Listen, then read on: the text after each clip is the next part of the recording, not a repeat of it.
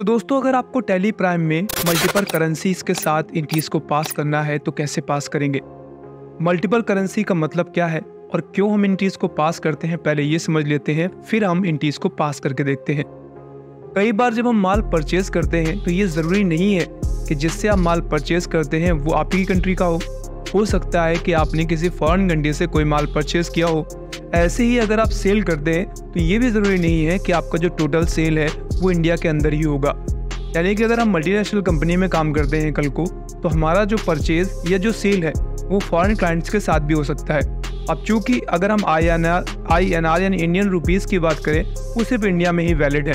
तो ऐसे में अगर हमें मल्टीपल करेंसीज में डील करना होगा, उनकी इंटीज को पास करना होगा टैली प्राइम में, तो कैसे पास करेंगे। चलिए मैं आपको यहाँ पे दिखाता हूँ एक चीज़। सबसे पहली चीज़ जो ये है कि जब आप कंपनी क्रिएट करते हैं, जैसे एग्जांपल पे मैं अल्टर पे जाता हूँ और आपको दिखाता हूँ। जब आप कंपनी क्रिएट करते हैं, कंपनी क्रिएट करते समय बाय डिफ़ॉल्ट यहाँ पे करेंसी सेट हो जाती है। जो भी आप यहाँ पे कंट्री डालोगे उसके हिसाब से बाय डिफ़ॉल्ट यहाँ पे करेंसी सेट हो जाएगी। अब बात आती है कि मान लीजिए आपका कोई क्लाइंट ऐसा भी है जो बाहर से बिलोंग करता है, आप उससे माल परचेज कर रहे हो या फिर आप उसको सेल कर रहे हो, तो ऐसे में क्या होगा कि आपको इन टीज को पास करना होगा मल्टीपल करेंसीज के साथ। तो कैसे बनाते हैं, चलिए देखते हैं। इसके लिए सबसे पहले आपको क्रिएट पे जाना पड़ेगा, क्योंकि अब तक आपने किसी फॉरेन करेंसी का यूज़ नहीं किया है, इसीलिए मैं आपको पहले दिखा दूं। अगर मैं अल्टर पे जाता हूँ, यहाँ से करेंसी पे जाता हूँ, तो आप देखेंगे यहाँ पे रुपीज़ का बना हुआ है, जो कि बाय डिफ़ॉल्ट बना है, मैंने बनाया नहीं है।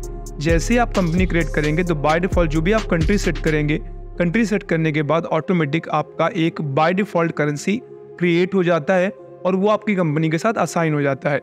अब हमें क्या करना है, हमें दूसरी करेंसी बनानी है। एक साथ हम कई बना सकते हैं। इसके लिए मैं बैक जाऊंगा और यहाँ से क्रिएट पे आ गया। क्रिएट पे आने के बाद सेम चीज़ आपको करेंसी पे चले जाना है और यहाँ से देखिए आपको बता रहा है do you want to alter the currency. जो पहले से करेंसी बनी हुई है, क्या आप उसको ऑल्टर करना चाहते हैं या फिर एक नई बनाना चाहते हैं। तो जो पहले से बनी हुई है मुझे उसमें कोई छेड़छाड़ नहीं करनी, मुझे नया बनाना है। तो मैं यहाँ से क्रिएट न्यू पे जाऊँगा। अब क्रिएट न्यू पे जाने के बाद ये आपके सामने पैनल ओपन होगा। अब जैसे मैं यूएस के लिए बना रहा हूँ तो मैं यहाँ से सिंबल डालूंगा यूएस डॉलर का, ठीक है। फॉर्मल लिए मैं यहाँ पे डाल देता हूँ USD का मतलब हो गया यूएस डॉलर, ठीक है। कैपिटल में ही रख देता हूँ चलिए मैं, और इसके बाद मैं बाकी कुछ नहीं करूँगा, कंट्रोल करके सेव कराऊंगा। अब अगर आप बाहर आके देखेंगे तो आपको यहाँ पे एक और चीज़ दिखाई देगी जो पहले नहीं थी, वो है नीचे रेट ऑफ एक्सचेंज का। अब रेट ऑफ एक्सचेंज का मतलब क्या हुआ, इसका मतलब हुआ जो आपकी कंपनी का प्राइमरी जो सेल परचेज होता है, जो करेंसी आप यूज़ कर रहे हैं उससे जो आपने नई करेंसी बनाई है उनमें क्या डिफरेंसेस है। मैं आपको इंटर करके दिखाता हूँ। यहाँ पे आपको करना क्या होगा, यह 1 अप्रैल 2023 का डेटा है, क्योंकि करेंसीज की जो वैल्यू है वो ऊपर नीचे होती रहती है। तो फिलहाल यहाँ पे मैं एंटर करके करेंसी जो आज के हिसाब से मैं सेट कर रहा हूँ, तो यहाँ से मैं एंटर प्रेस करूँगा। और मैंने यहाँ पे ये बताया कि जो यूएस डॉलर चल रहा है इंडिया के साथ, उसका जो इस समय ऑलमोस्ट स्टैंडर्ड रेट है वो 84 का है, ठीक है। 84 रुपीज़ पर यूएस डॉलर, देखिए यहाँ पे लिख के आ गया आपका। अब आपसे बता रहा है जब आप माल बेचेंगे तो कितने का बेचेंगे और खरीदेंगे तो कितने का खरीदेंगे। ऑलमोस्ट एक स्टैंडर्ड रेट सेट कर दीजिए। तो मैंने कहा जब मैं सेल करूंगा तो सेल करूंगा मान लीजिए मैं इसका 90 में, ठीक है। और जब मैं इसको परचेज करूंगा, चूंकि स्टैंडर्ड 84 है, तो मैं मान लेता हूँ मैं 80 में कर लेता हूँ, चलिए ठीक है 80, ठीक है। तो ये आपका इंडियन रुपी के हिसाब से सेट हो गया। अब यहाँ पे क्या हुआ, अब अगर मैं आपको दिखाऊंगा जाकर करेंसी में, यहाँ से मैं ऑल्टर करके बाहर जाऊंगा और ऑल्टर करके यहाँ से करेंसी पे चला जाता हूँ, तो हमारे पास फिलहाल 2 करेंसीज हैं, एक है इंडियन रुपीस, दूसरा यूएस डॉलर, ठीक है। अब हमें करना है परचेज। आप परचेज करने के लिए पहले आपको लेज़र की जरूरत पड़ेगी, तो मैं यहाँ से क्रिएट पे चला जाऊँगा। और मान लीजिए मैं कोई, चूँकि मैंने यूएस डॉलर बनाया है तो मैं यूएस डॉलर के लिए कोई ऐसा अमेरिकन क्लाइंट ही बना लेता हूँ। तो यहाँ से मैं लेज़र पे चला जाऊँगा और मैंने यहाँ से लेज़र पे डाल दिया मान लीजिए जॉन, ठीक है, प्राइवेट लिमिटेड, ऐसे कर देता हूँ मैं। एंटर प्रेस करूँगा, यहाँ से मैं कर देता हूँ सनरी क्रेडिट, चूँकि मैं इनसे माल परचेस कर रहा हूँ, और मैं एंटर प्रेस करूँगा। अब यहाँ से मेन चीज़ जो है एड्रेस आप डाल दीजिए, मैं कुछ भी ऐसे अभी छोड़ देता हूँ फिलहाल इसको।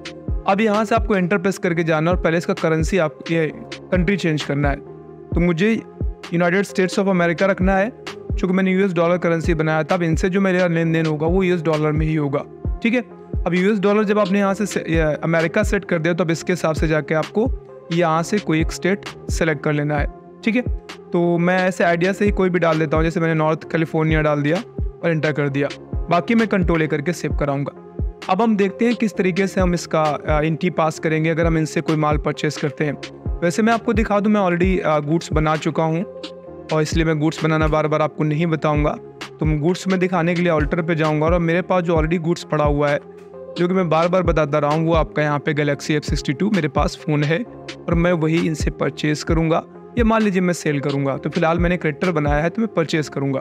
तो परचेज़ करने के लिए मैं यहाँ से बैक जाऊँगा और अब मैं चला जाता हूँ वाउचर्स पे। ठीक है, अब मुझे क्या करना है, मुझे परचेज़ करना है। तो यहाँ से मैं परचेज़ सेलेक्ट करूँगा और यहाँ से मैं इनवॉइस नंबर डाल देता हूँ एंड देन इसके बाद मुझे जॉन के साथ परचेज़ करना है। तो मैं बाकी की डिटेल्स को रहने देता हूँ और आगे बढ़ जाता हूँ। ठीक है, अब यहाँ से परचेज़ सेट करूँगा।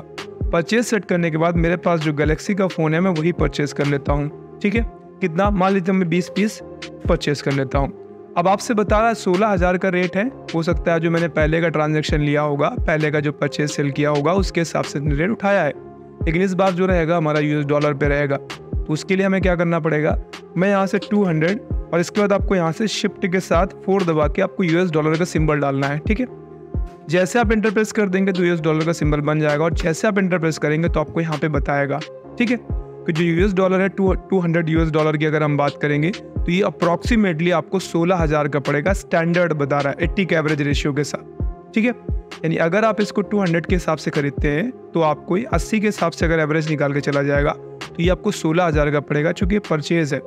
ठीक है, फिर मैं यहाँ से इंटर प्रेस करूँगा और इंटर प्रेस करके मैं आगे बढ़ जाऊँगा और इसके बाद आपको सिंपली क्या करना है, अब चूँकि ये फॉरेन कंट्री के साथ में है तो आपको इसका परचेज या सेल नहीं ज़्यादा मेंटेन करना।